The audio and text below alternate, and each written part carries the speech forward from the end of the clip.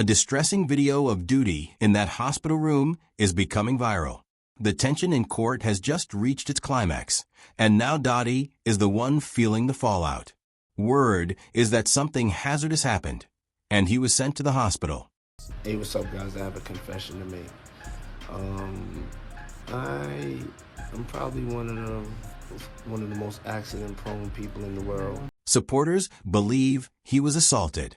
In this video, we're dissecting what actually transpired in court, the widely shared hospital footage, and what we know about the viral video and hospital visit exposed.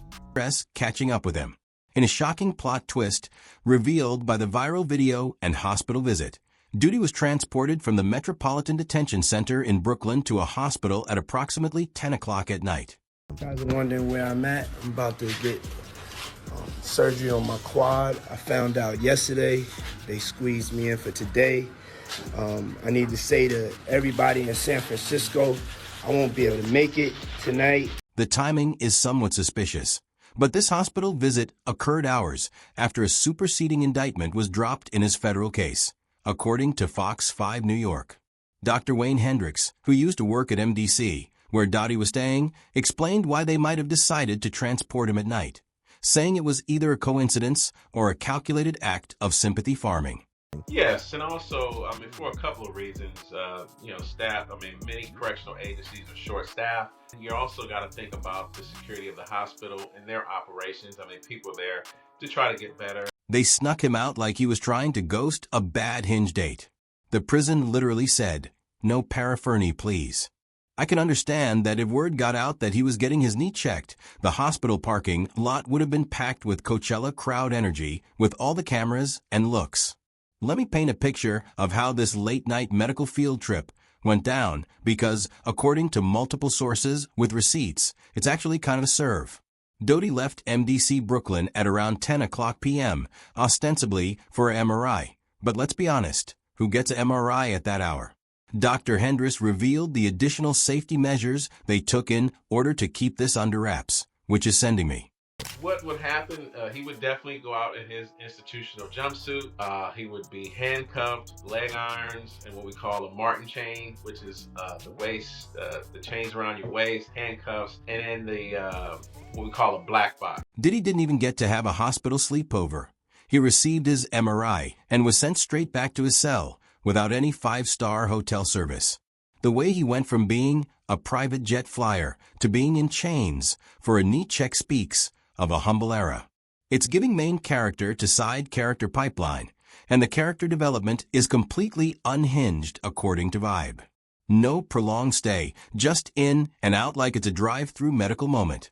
In February 2017, he underwent his third knee surgery in a single year, and his perseverance is truly remarkable in a deleted Instagram post that failed. His knee problems are literally the longest-running show on his personal network. I had my last knee surgery, and they told me I would never run again. I responded, "The devil is a liar.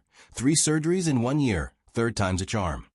The manifestation energy was strong during the #rebirth, and in February 2020, my partner underwent his 4th surgery in 2 years, and he declared, "I quit this toxic relationship," and he needed to correct that as well.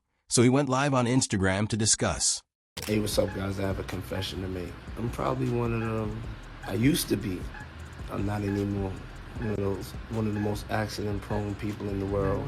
He was discussing how his body was telling him to relax during his vulnerable king period. Clumsy, I trip, I fall in holes. It's always been like that. I have a good recovery, but this is my 4th surgery in 2 years. At the end of the day, this is God's work to slow me down, take better care of my body, and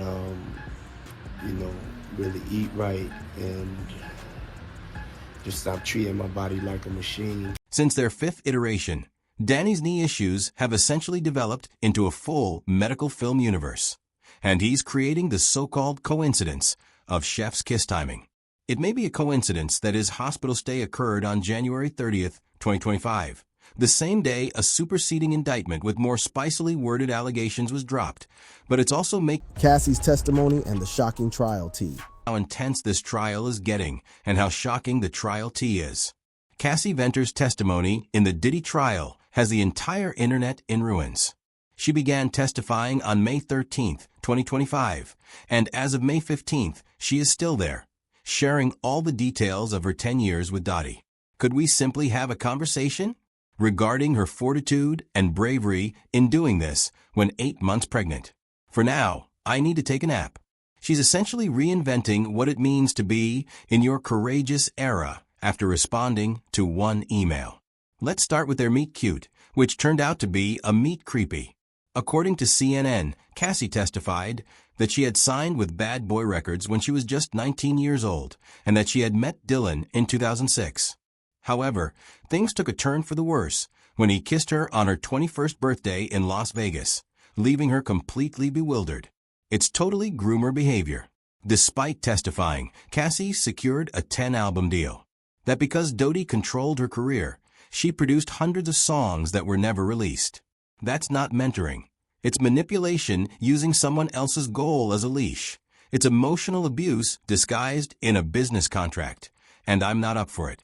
Physical abuse, which Cassie described as frequent and frightening, was the main entree. The controlled difficulties were only the appetizer. She claimed that Diddy would become explosive, especially when she used drugs without